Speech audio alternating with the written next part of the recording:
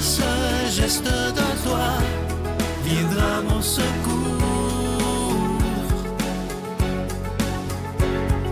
Viens semer dans mon âme le grain de l'amour. Je traverse un désert et je meurs de soif. Montre-moi le mystère qui garde la foi. Bonjour et bienvenue à votre émission La Victoire de l'amour en ce vendredi 14 janvier. J'espère que vous allez bien. De mon côté, ça se passe bien aussi. On rejoint tout de suite pour sa chronique le docteur Valérie Julie Brousseau et à l'homélie, ce sera le père Emmanuel Zetineau.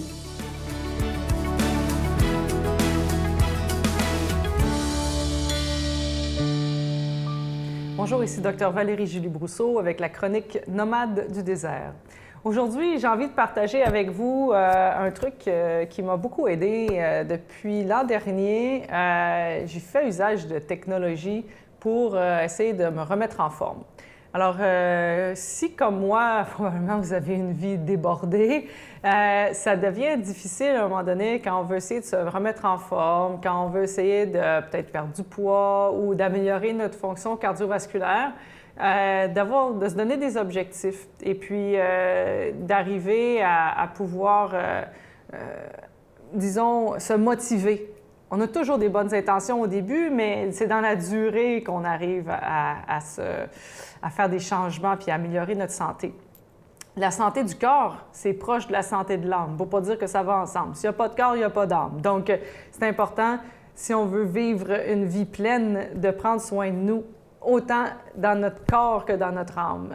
Et puis, donc, la technologie dont j'ai envie de vous parler aujourd'hui, c'est les montres intelligentes. Alors, il existe évidemment plusieurs marques de montres, mais je vous invite à aller magasiner ça en ligne. Ce que je trouve d'intéressant là-dedans, c'est que pour beaucoup de patients, ça peut être aussi un outil donc motivateur, parce qu'on peut se faire un plan d'entraînement. Il y a beaucoup d'interfaces qui proposent des plans en fonction de votre âge, en fonction de votre état de santé. La technologie est quand même très avancée de ce côté-là. Ensuite de ça, il y a aussi plusieurs technologies qui permettent une certaine mesure de la fréquence cardiaque et donc qui permettent aussi de détecter certaines anomalies. Donc, si vous avez déjà eu un problème cardiaque ou si vous êtes inquiet d'en développer un, ça peut être un outil de détection qui pourrait être même partagé avec votre médecin de famille. Ça serait à voir avec votre médecin. Ensuite de ça, il y a des outils aussi de géolocalisation, c'est-à-dire des choses qui nous permettent d'être capable de se retrouver, mais aussi de retrouver quelqu'un d'autre. Donc, que ce soit pour les grands-parents, on veut être sûr que lorsqu'ils vont faire les commissions qui sont correctes, que ce soit pour les enfants, qu'on veut être capable de savoir qu'ils sont bien, ou qu'ils soient capables de nous envoyer un signal d'alarme si on a besoin. Et beaucoup de ces technologies-là qui donnent cette sécurité-là, où si la personne tombe, il peut y avoir même un détecteur qui fait envoyer un signal courriel ou texto à une personne prédéterminée.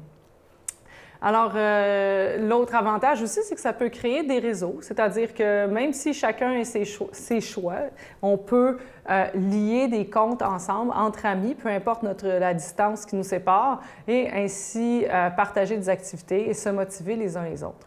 Donc, j'avais envie de vous parler de cette technologie-là parce que je pense que ça peut avoir un impact très positif dans votre vie au point de vue de votre santé, mais aussi au point de vue d'un certain degré de sécurité même, je dirais. Et je pense profondément que pour prendre soin de notre âme, il faut prendre soin de notre personne entière et je vous encourage fortement à bouger cette année. Notre Père qui es aux cieux, que ton nom soit sanctifié, que ton règne vienne, que ta volonté soit faite sur la terre comme au ciel. Donne-nous aujourd'hui notre pain de ce jour. Pardonne-nous nos offenses, comme nous pardonnons aussi à ceux qui nous ont offensés. Et ne nous laisse pas entrer en tentation, mais délivre-nous du mal, car c'est à toi qu'appartiennent le règne, la puissance et la gloire pour les siècles des siècles. Amen. Victoire de l'amour vous invite à sa retraite spirituelle les 20, 21, 22 mai 2022 sous le thème Gratitude. En compagnie du Père Michel-Marie Geneviève Côté, les docteurs Marie-Camille Duquette et Nicolas Michaud, Miguel Padilla et Sylvain Charon, invité spécial Christine Michaud, à l'hôtel et suite Le Dauphin de Drummondville. Réservé au 514-523-4433, sans frais 1-888-811-92-91. Voir le beau, apprécier le bon et faire le bien.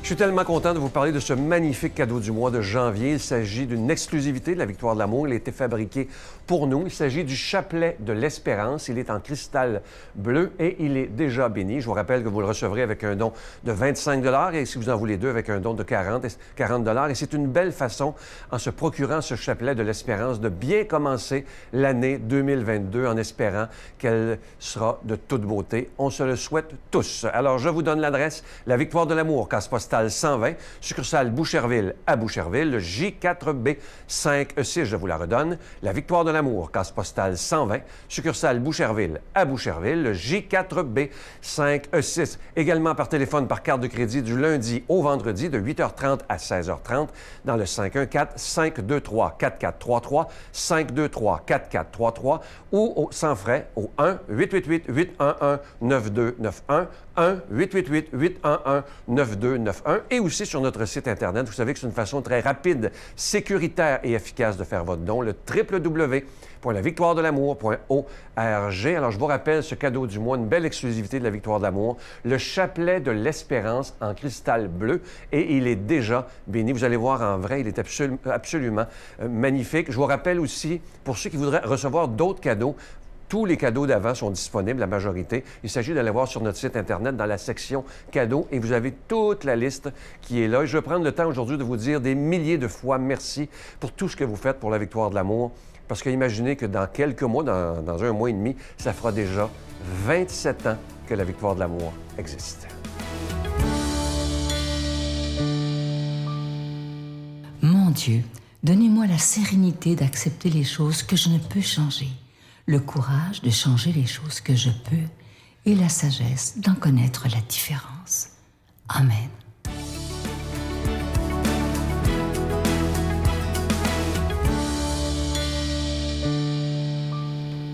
Le Seigneur soit avec vous. Évangile de Jésus-Christ selon saint Marc. Jésus était de retour à Capharnaüm et la nouvelle se répandit qu'il était à la maison. Tant de monde s'y rassembla qu'il n'y avait plus de place, même devant la porte. Jésus leur annonçait la parole. Arrivent des gens qui lui amènent un paralysé, porté par 4 hommes. Comme ils ne peuvent l'approcher à cause de la foule, ils découvrent le toit au-dessus de Jésus, font une ouverture et descendent le brancard sur lequel était couché le paralysé. Voyant leur foi, Jésus dit au paralysé, « Mon fils, tes péchés sont pardonnés. » Or, il y avait dans l'assistance quelques scribes qui raisonnaient en eux-mêmes.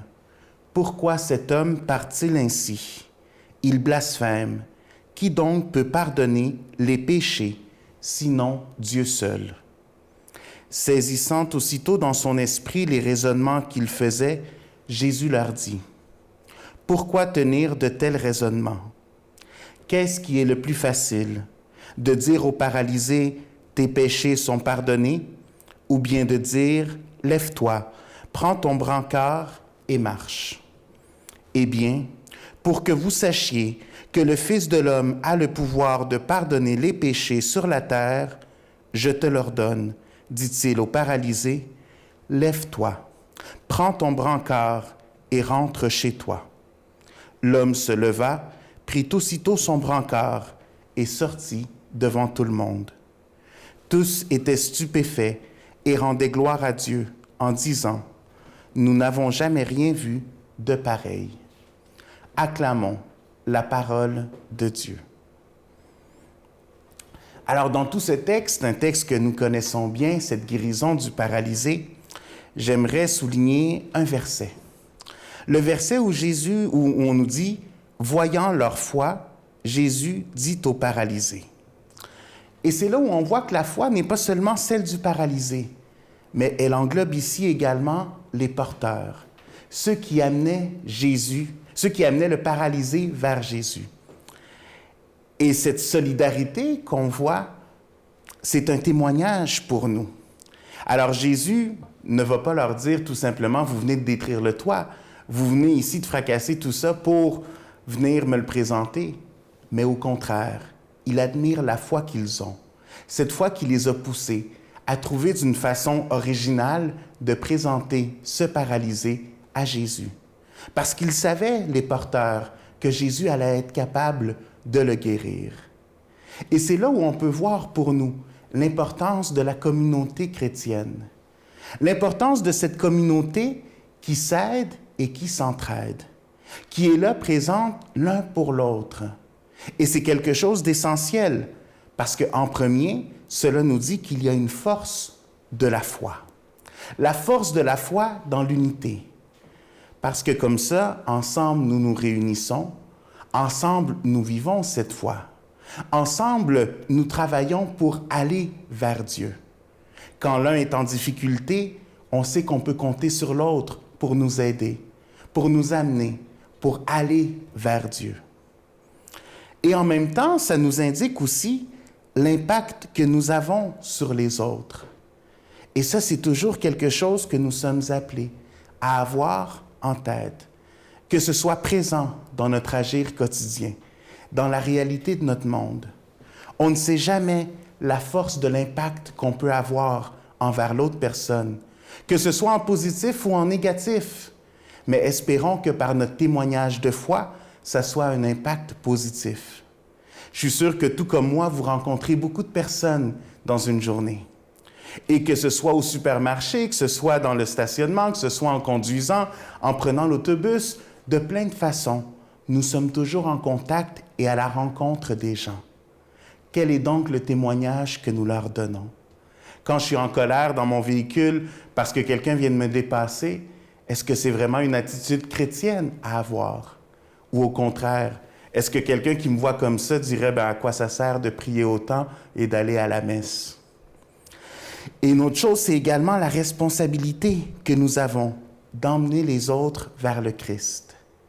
Le paralysé, à ce moment-là, ne pouvait pas aller de lui-même vers Jésus. Alors, qu'est-ce qu'ils ont fait? Ils ont pris leur brancard et ils l'ont amené vers Jésus. Parfois, nous avons comme ça des personnes dans notre entourage qui sont brisées, qui sont bloquées, qui sont paralysées et qui ne trouvent pas le moyen d'aller vers Dieu. Puisse notre témoignage de vie, puisse notre présence, puisse notre écoute les apporter à Jésus. Je vous bénis au nom du Père et du Fils et du Saint-Esprit. Je vous salue Marie, pleine de grâce. Le Seigneur est avec vous. Vous êtes bénie entre toutes les femmes, et Jésus, le fruit de vos entrailles, est béni. Sainte Marie, Mère de Dieu, priez pour nous pécheurs, maintenant et à l'heure de notre mort. Amen.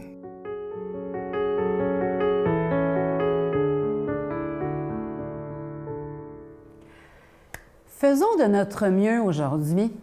C'est mon conseil, parce que faire de notre mieux, ça varie d'une journée à l'autre.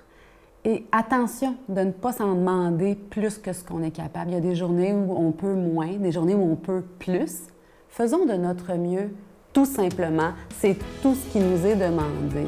Faire de notre mieux, aimer de notre mieux, aujourd'hui, dans notre quotidien, tel que nous sommes, avec nos défis, les défis des autres. Faisons de notre mieux aujourd'hui. Je vous souhaite une excellente journée. J'étais plus sûr que je croyais en Dieu. Tu sais, j'avais pas mal laissé de côté ma foi pendant plusieurs années. Et je me souviens que 2 semaines avant l'assassinat de mon ami, je m'étais dit « L'enfant, est-ce que tu crois encore en Dieu? » Et la réponse que je me suis donnée, c'était « Je sais pas si je crois en Dieu et je m'en fous. » Je t'aimerai plus que la vie, te servirai malgré le prix.